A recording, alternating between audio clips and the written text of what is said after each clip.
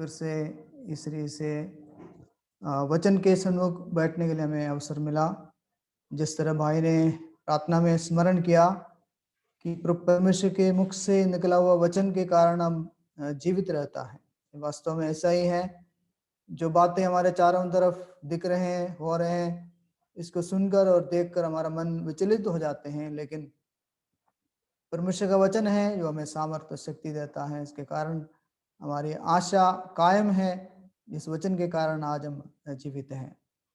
और आज हम हमारे अध्ययन के लास्ट पार्ट में पहुंचा है और इस पत्री के अंतिम भाग में पहुंचा है। 5 अध्याय के 12 से लेकर 28 वचन तक के कुछ बातें हैं। इसका शीर्षक है, हेडिंग है, विभिन्न कर्तव्यों से संबंधित उपदेश। हम इस पत्री के बारे में बहुत सारे बातों को देखा है। पौलुस यद्यपि एक कुछ नए विश्वासियों को ये पत्री लिख रहे हैं, लेकिन इस पत्री के अंदर सब प्रमुख और बुनियादी शिक्षाओं को पौलुस ने शामिल किया है। इसके अंदर बहुत सारे महत्वपूर्ण शिक्षाएं हैं परमेश्वर के द्वारा चुने जाने के विषय में, परमेश्वर के बुलाहट, परमेश्वर के राज्य, यीशु मसीह के बलिदान और यीशु मसीह के दोबारा आगमन, ये सब सिद्धांत इसके अंदर है। लेकिन अब जैसे पौलुस के तरीका है, व्यवहारिक सत्यों पर लास्ट में वो जोर देता है, उसमें एम्फसिस करता है, उस बात को ज़्यादा बल देकर विश्वासियों को बताता है। हर पत्री में पौलुस ऐसा ही करते हैं, पहले सिद्धांतों को बताता है और उसके बाद लास्ट में व्यवहारिक बातें। तो इसके अंदर 12 से 28 तक जो विभिन्न उत्तरदायित्व कर्तव्यों के बारे में पौलुस बताते हैं, इसको हम 4 हिस्सों में बांट सकते हैं समझने के लिए।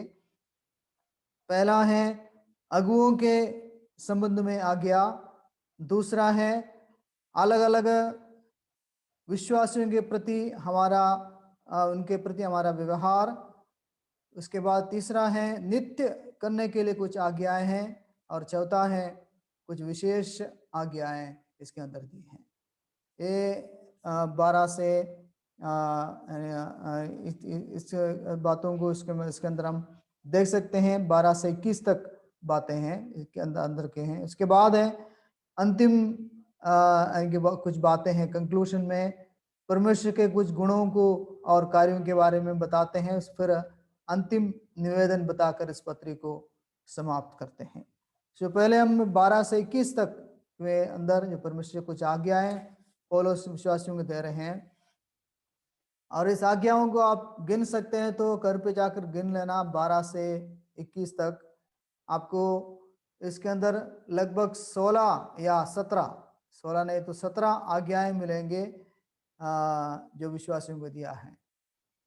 ये नया नियम में बहुत सारे आज्ञाएं हैं हमें करने के लिए, लेकिन इसको समझने के लिए एक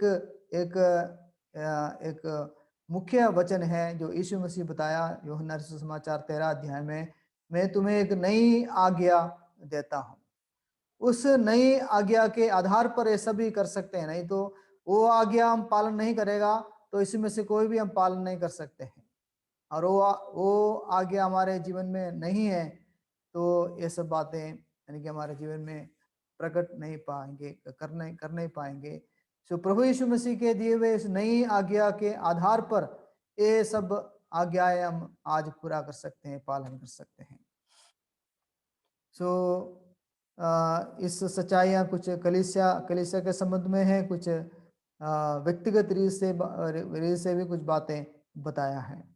सो पौलुस देखो किस प्रकार शुरू करता है, ये भाइयों हम तुमसे विनती करते हैं। तो ये जो बार बार जो शब्द पौलुस इसके अंदर इस्तेमाल करते हैं, वो पौलुस के अपने मन के अंदर के भावना को प्रकट करते हैं। पौलुस की जो बोली है उसके स्वभाव को प्रकट करते हैं। हमें पता है पौलुस अपने बातचीत से अपने बातों से संबंधों को मजबूत करते हैं। कई बार हमारे जो बातें हैं संबंधों को तोड़ देते हैं, लेकिन पौलुस के जो बातें हैं इस प्रकार के हैं, वो संबंधों को मजबूत करते हैं, संबंधों को बनाए रखते हैं। इस बात का ध्यान हमेशा पौलुस देते थे इस प्रकार से लोगों से वो लोगों को संबोधित करते थे। इसीलिए इसलिए यहाँ पर भी ऐसे शुरू किया है, हे भाइयों हम तुमसे विनती करते हैं।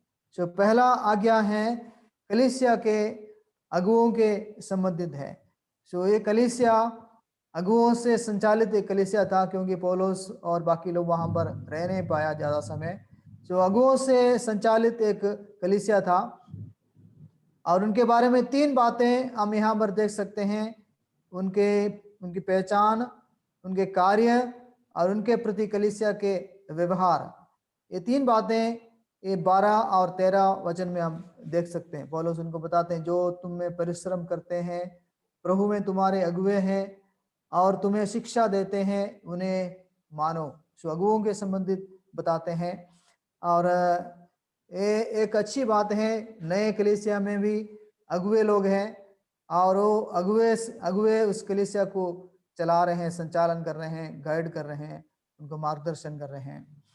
सो पहली बात है उनकी पहचान। किस प्रकार हम अगुओं को पहचान सकते हैं, एक मुश्किल है आजकल इन दिनों में। आजकल के स्टैंडर्ड के अनुसार अगुआ कौन है? जो उस कलीसिया का कोई यानी कि कोई जाने माने व्यक्ति हो सकता है कलीसिया का अगुआ, लेकिन परमेश्वर का वचन कुछ अलग अलग नियम बताते हैं कि कलीसिया यानी कि अगुए कौन है। इसके अंदर के जो बताए हुए कुछ बातों को हम देखेंगे। अगुओं को उनके काम से पहचाना जाता है, जो कार्य वो करते हैं। इसमें लिखा है उनके काम के कारण।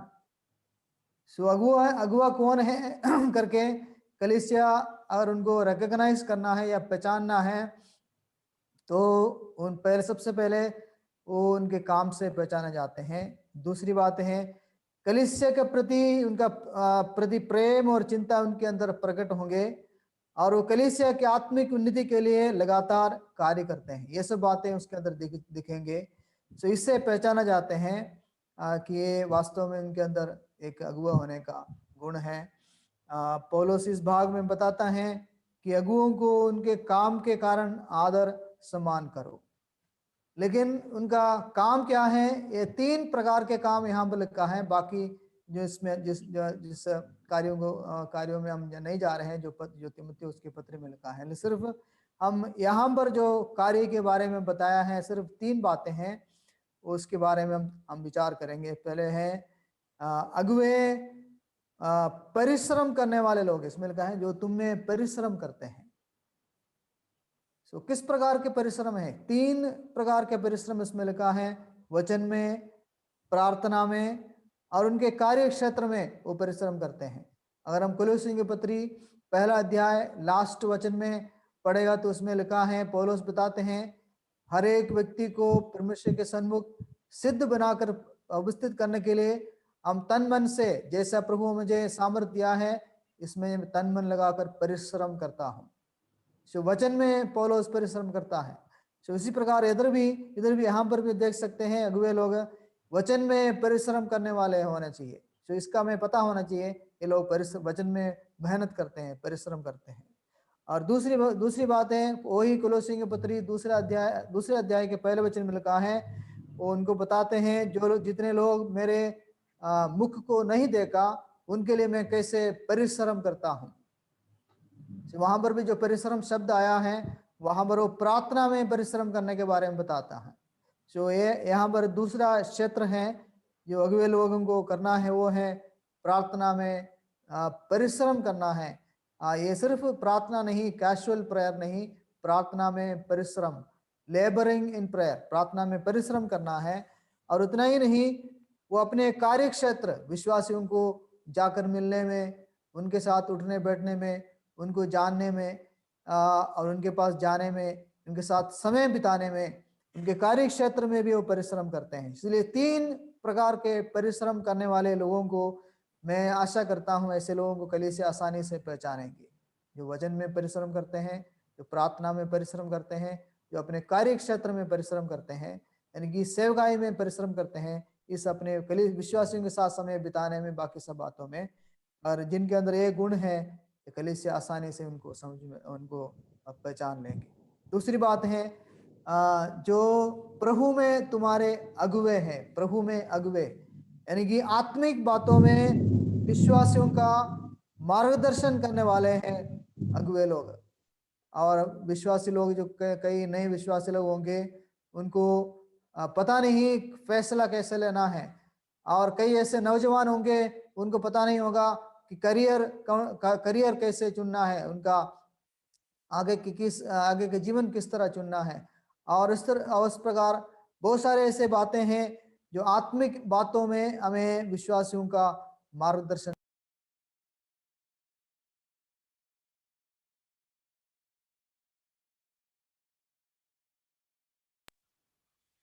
हाँ, ओके।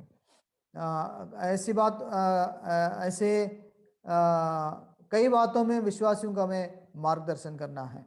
सो आत्मिक अगुआ है, आत्मिक रीत से उनको आगे चलने के लिए, एक एक कदम आगे रखने के लिए विश्वासियों को हमें मदद करना है। वो हर बात के लिए हमें पूछेंगे या हमारे पास आएंगे। तो अगुए लोग ऐसे आत्मिक क्षमता रखने वाले व्यक्ति होना चाहिए, उनका आत्मिक से मार्गदर्शन दे सके। और तीसरी बात इसमें लिखा है, जो तुम्हें शिक्षा देते हैं। सो ये वे शिक्षा देने में बराबर अपने योगदान देते हैं, और यानी कि शिक्षा देने में निपुण है। सो ये तीन कार्य करने वाले लोगों को कलीसिया जरूर पहचानेंगे। परिश्रम करते हैं, आत्मिक रीति से लोगों को मार्गदर्शन करने वाले हैं, और शिक्षा देने में निपुण लोग, यानी कि सही तरीके से वचन के अंदर की गहराइयों को समझकर व्यवस्थित तरीके से वचन की शिक्षा देने वाले लोग। सो ऐसे लोगों को मानने के लिए, सो जिनके अंदर ये सारे गुण हैं, उनको अगुवे के रूप में पहचाना जाता है या पहचानना चाहिए। और इसके संबंधित कुछ और बात बताकर हम आगे जाएंगे। है अगली बात है, उनके प्रति कलीसिया का व्यवहार क्या होना चाहिए। यानी कि ऐसे लोगों के साथ कलीसिया का व्यवहार के बारे में लिखा है, तुम उनके काम के कारण प्रेम के साथ उनको बहुत ही आदर के योग्य समझो। यानी कि परमेश्वर के कार्यों को हम कलीसिया में पहचानना है, और परमेश्वर ऐसे लोगों को कलीसिया में उठाता है। सो कलीसिया जरूर इनको मानना है और उनको पहचानना है।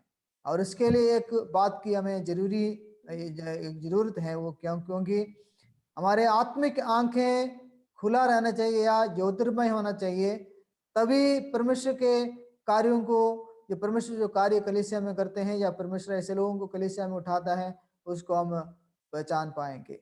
अगर कलीसिया इस बात में अगुओं को पहचानने में गलती करते हैं, तो दो प्रकार के गड़बड़ी हो सकते हैं। एक है कलीसिया अयोग्य लोगों को अगुआ बना सकता है या बनाता है। दूसरा है योग्य लोगों को नहीं पहचानते हैं। यानी कि अगर हमारे आत्मिक आंखें ज्योतिर्मय नहीं है, अगर हम परमेश्वर के कार्य को, परमेश्वर जो कार्य कलीसिया में करते हैं उसको हम पहचान नहीं पाएंगे। परमेश्वर जिसको कलीसिया में ऐसे लोगों को उठाते समय अगर हम पहचान नहीं पाएंगे, तो ये दो प्रकार की गलती हो सकता है, अयोग्य लोगों को अगुआ बनाना और योग्य लोगों को नहीं पहचानना। और इस प्रकार की गलतियां कलीसिया में गड़बड़ी और आत्मिक गरीबी को लेकर आ सकते हैं। और इसलिए परमेश्वर कलीसिया में जब अगुओं को उठाता है, उनके परिश्रम को कलीसिया पहचानना है, उन्हें प्रेम के साथ बहुत ही आदर के योग्य समझना चाहिए। जो ये कलीसिया ये अगुओं के संबंध में है। और लेकिन पौलुस इसके साथ साथ एक लाइन और जोड़ते हैं, वो बहुत ही इंटरेस्टिंग है।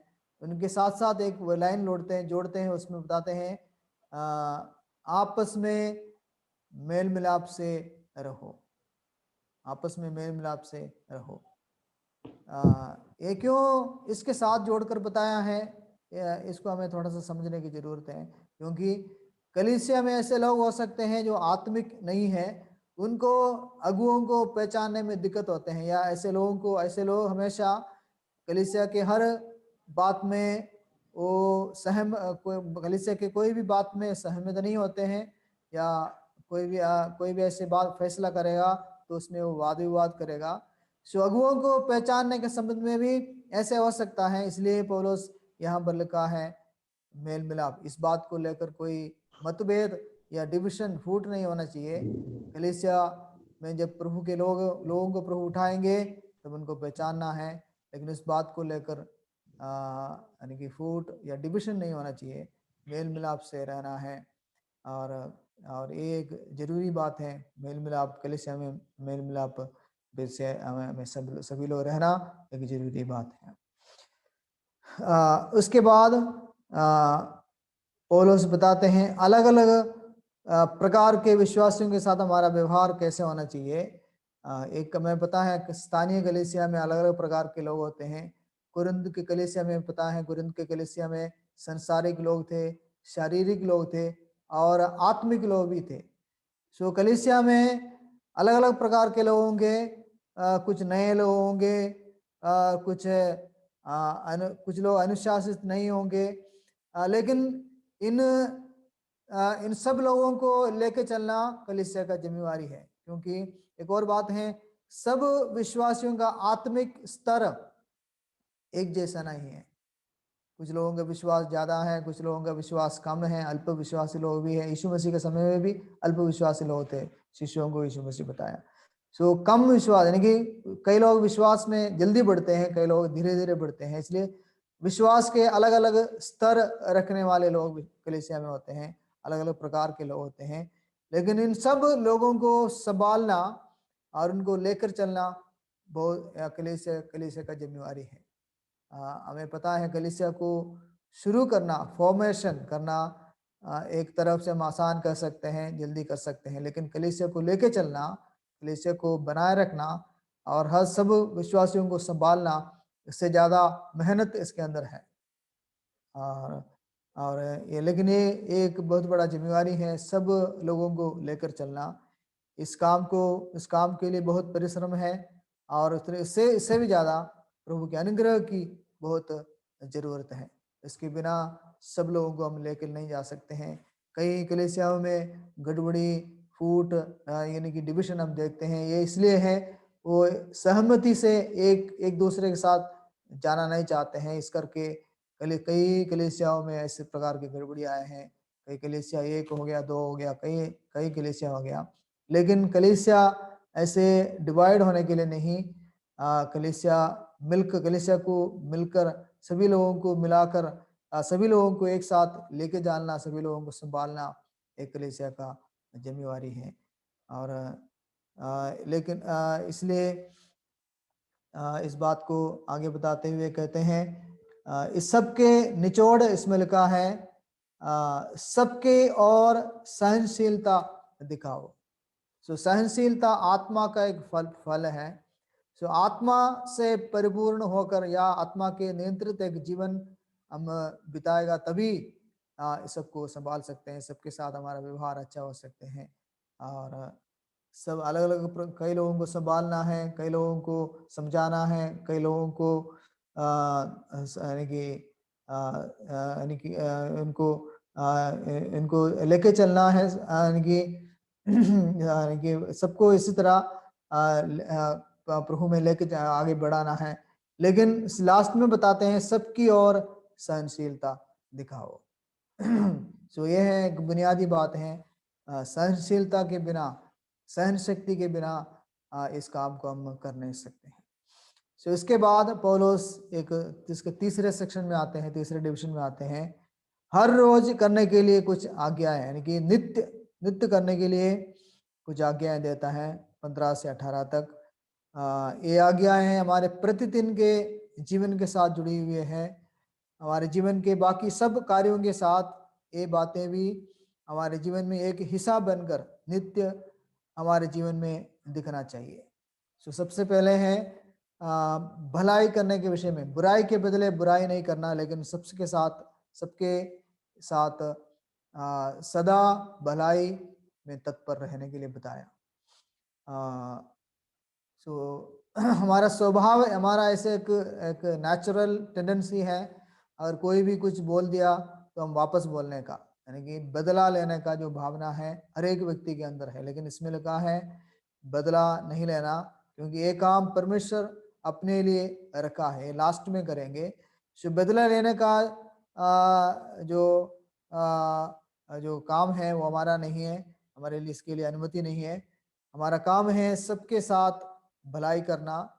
परमेश्वर भला है और सबके साथ भला करता है। वो स्वभाव हमें स्वभाव को हमारे जीवन से हम प्रकट करना है। परमेश्वर की भलाई हमारे जीवन से प्रकट होना है, इसलिए लिखा है सबके साथ भलाई करना है।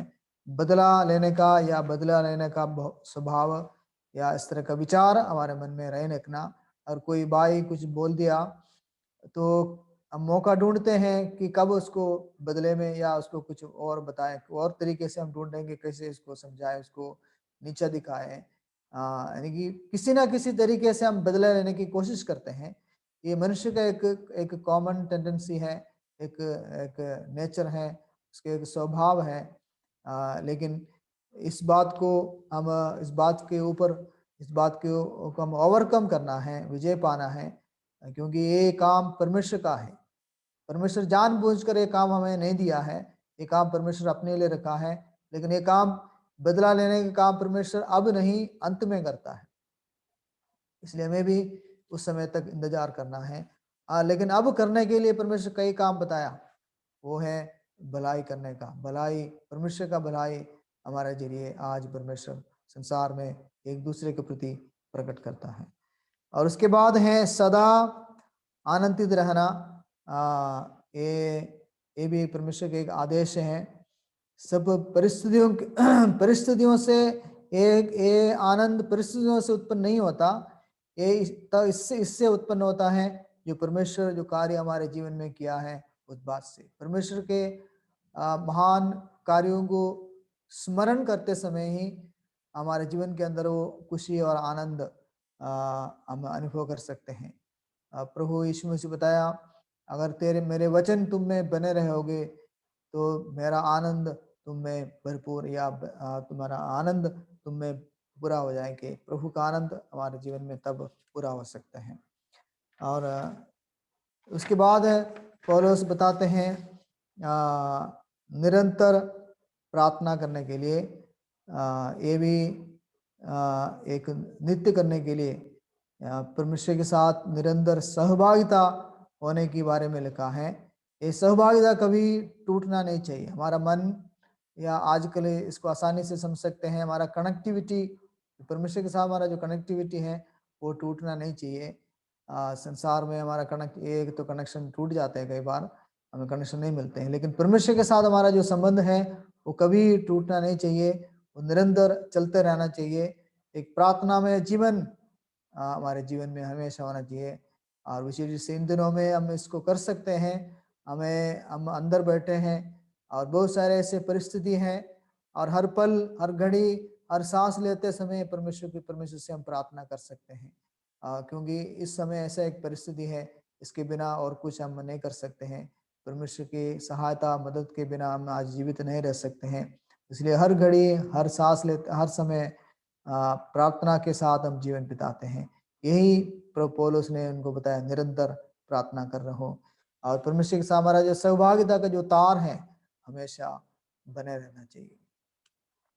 और हर परिस्थिति में या हर बात के लिए धन्यवाद करना, ये लिखा है, ये मुश्किल है लेकिन ये असंभव नहीं है। हर बात के लिए धन्यवाद करना सबों से नहीं होता। अयूब जैसे व्यक्ति ऐसे करते हुए हम देखते हैं। परमेश्वर के एक जाने माने जो संत हैं, परमेश्वर के परमेश्वर का एक दास, परमेश्वर का एक भक्त है, वो परमेश्वर को धन्य कहते हैं जीवन की मुश्किल परिस्थिति में भी। सो परमेश्वर कोई भी ऐसी बात, असंभव बात को करने के लिए नहीं बताया।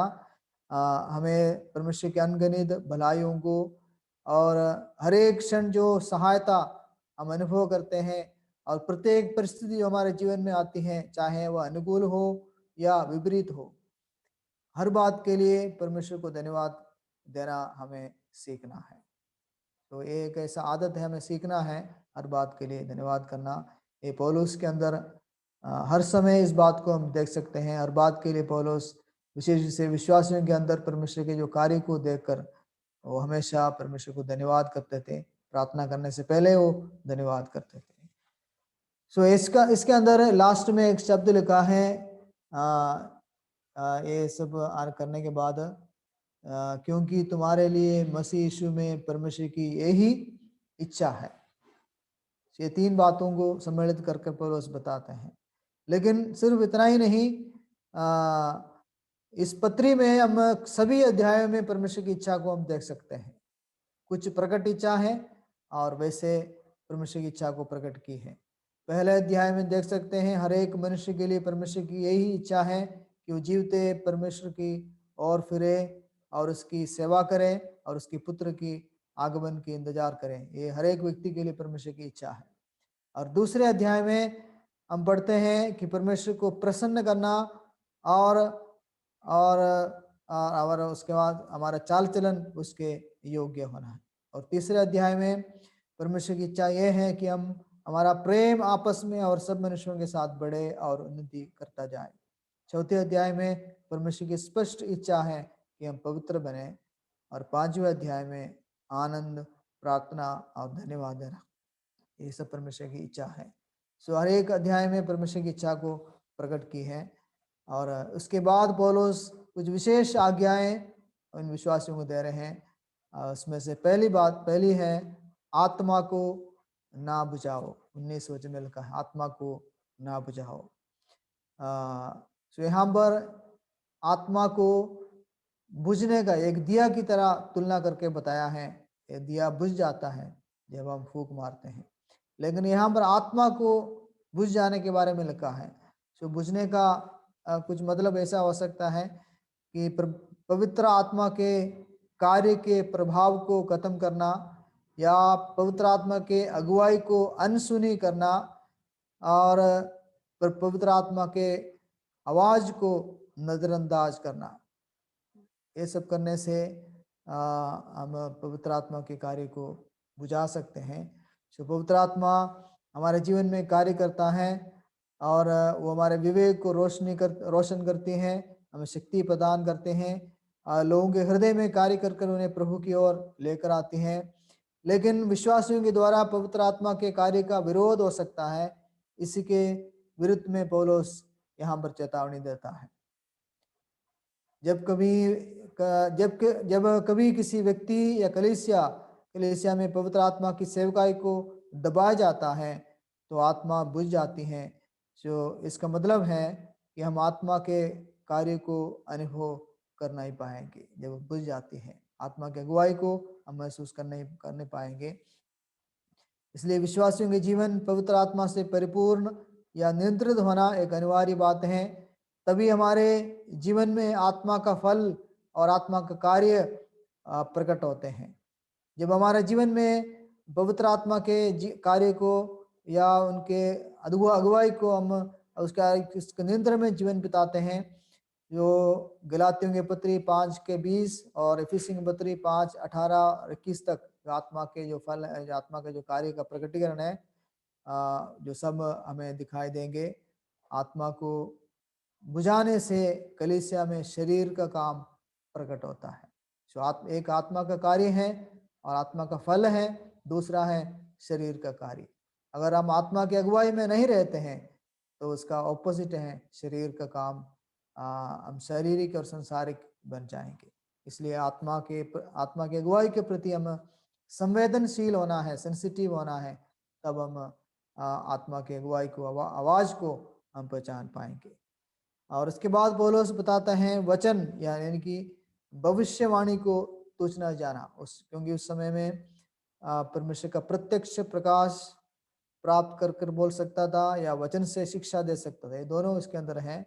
और परमेश्वर सीधे प्रकाशन प्राप्त करके यानी कि नया नियम में लिखे जाने से पहले लोगों के पास वचन आता था और इस वचन लोगों को बताते थे। आज परमेश्वर अपने वचन के माध्यम से हमसे बातें करता है। इसलिए हमें परमेश्वर के वचन की बातों को पूर्ण गंभीरता से लेना चाहिए और किसी भी रीत से वचन को तुच्छ नहीं जानना चाहिए। उस समय के संदर्भ के बाद पौलुस बताता है विश्वासी लोग किसी भी प्रकटीकरण को या रेवलेशन को निंदा नहीं करना चाहिए। दूसरी बात, परमेश्वर के वचन को मनुष्यों के विचारों के बराबरी के स्तर पर रखना नहीं चाहिए। तो दो बात पौलुस इससे उन विश्वासियों को बताता था। उसके बाद है पौलुस बताते हैं सब बातों को परखो, क्योंकि इस संसार में बहुत सारे बुराई नकली चीज हैं, बुराई और गलत शिक्षा, ये सब कुछ उसके अंदर है। इसलिए सबको परखने के लिए और परखने की आत्मा परमेश्वर हर एक विश्वासी के अंदर दिया है। हम इसको परख सकते हैं, ये हमारा जिम्मेवारी भी है। और जो अच्छा जान पड़ता है और उसके जीवन में हमें रखना चाहिए और सब प्रकार के बुराई से बचे रहो। पौलुस बताते हैं दुष्टता से सब प्रकार और स्वभाव को हमें इनकार करना चाहिए और विश्वासी लोग ऐसे सब क्रियाओं से दूर रहना चाहिए जो जो दूसरों को चोट पहुंचा सकते हैं। सो मसीह के लोग इस बात का भी ध्यान रखना है कि ये नकली जीवन और झूठी शिक्षा से भी दूर रहें। तो ये सब आज्ञाएं पौलुस विश्वासियों को देने के बाद इस पत्री को समाप्त कर रहे हैं। लास्ट इसको अंतिम इसको समाप्त करने जा रहे हैं, लेकिन उससे पहले परमेश्वर के कुछ कार्यों को और उसके गुणों को यहाँ पर प्रकट करते हैं। परमेश्वर के इस प्रकार की 5 बातें पौलुस यहाँ पर बताता है। वो शांति का परमेश्वर है, वो हमारे जीवन में क्या कुछ करता है इसमें लिखा है। सो परमेश्वर के जो शांति हम तब अनुभव कर सकते हैं जब हम उस शांति देने वाला परमेश्वर के साथ हम समय बिताते हैं या प्रार्थना में और वचन के साथ समय बिताते हैं।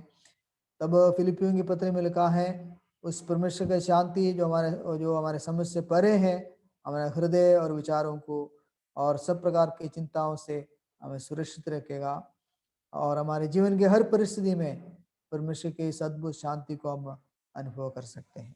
सो परमेश्वर शांति का दाता है। और अगली बात पौलुस बताते हैं हमें पूरी रीत से पवित्र करने वाला है परमेश्वर। जो हमारे जीवन की पवित्रता से प्रभु यानी कि परमेश्वर बहुत ही चिंतित है। और इस पत्री में कई जगहों में पौलुस इस बात को बताते हैं। और इफिसियों की पत्री के अनुसार हमारे चुनने के पीछे, हमारे चुने जाने के पीछे यही उद्देश्य था कि हम पवित्रता के साथ उनके सामने हम रहें। और इफिसियों की पत्री 5 में हम पढ़ते हैं यीशु मसीह हमारे लिए जीवन देने का भी उद्देश्य यही था। तो हमारे पहले इफिसियों के पहले अध्याय के अनुसार हमें चुनने का उद्देश्य था और यीशु मसीह के बलिदान इसके लिए था ताकि हम एक तेजस्वी कलीसिया के रूप में हम प्रभु के सामने हम दिखाई दे। सो और इसलिए इस उद्देश्य को पूरा करने के लिए वर्तमान समय में परमेश्वर हमारे जीवन में कार्य कर रहा है। इस पवित्रता को हमारे जीवन में पूरा करने के लिए हमारे जीवन में प्रभु आज कार्य कर रहा है। और जो परमेश्वर हमें प्रभु के आने तक सुरक्षित रखने वाला परमेश्वर है। तो प्रभु हमें रास्ते में छोड़ने वाला नहीं, हमारे सब प्रकार के आत्मिक जरूरतों के लिए एक सक्षम स्रोत के रूप में परमेश्वर को हम देख सकते हैं। जीवन के हर एक परिस्थिति में हमारे साथ हैं, हमारे जीवन को हर परिस्थिति में संभालने वाला परमेश्वर हमारे साथ है।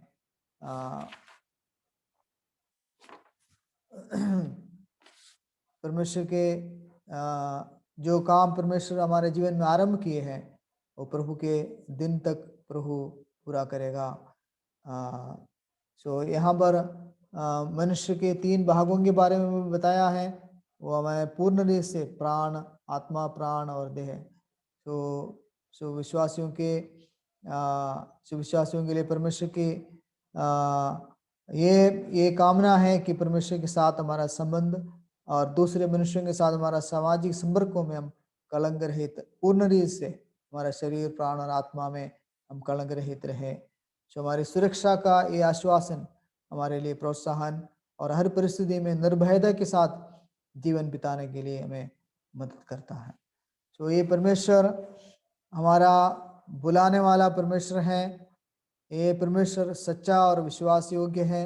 ये सब गुणों को पौलुस यहाँ पर बताकर परमेश्वर के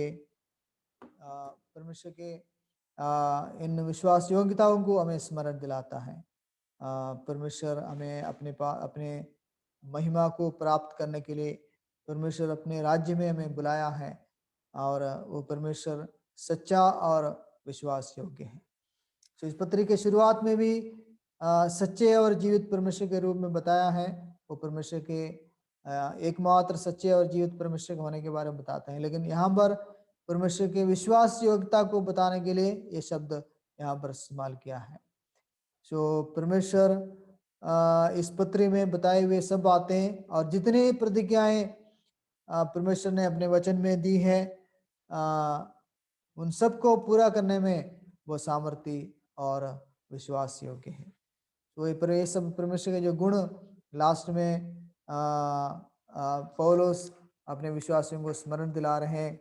वो शांति का परमेश्वर है, वो हमें पूरी से पवित्र करने वाला है और यीशु मसीह के आने तक हमें सुरक्षित रखने वाला है, हमें बुलाने वाला है और वो परमेश्वर सच्चा और विश्वास योग्य है।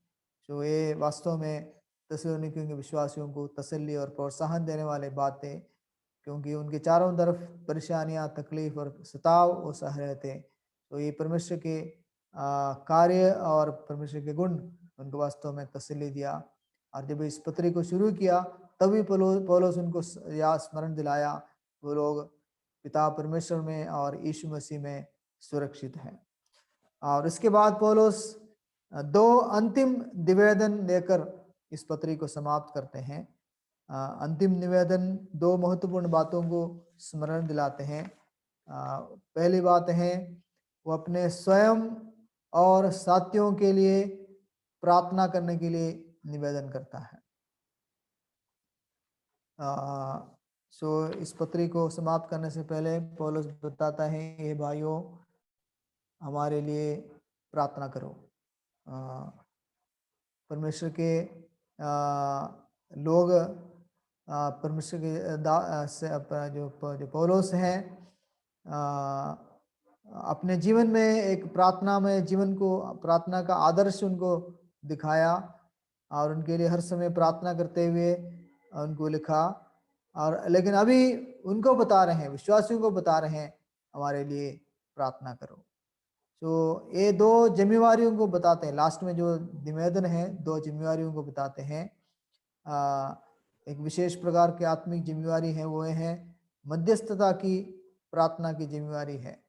हम देखते हैं पुराने नियम में मूसा है, नया नियम में पौलुस है। सबसे ज़्यादा प्रार्थना में दूसरों के लिए प्रार्थना करने वाले लोगों में हम देख सकते हैं।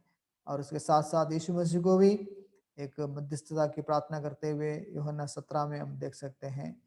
और यहाँ पर पौलुस निवेदन करता है कि विश्वासी लोगों को अपने आत्मिक मित्र समझकर उनके हृदय की सब बातें या उनके सब आत्मिक जरूरतों को उनके सामने खोलकर बताकर उनको बता रहे हैं कि उनके लिए प्रार्थना करना।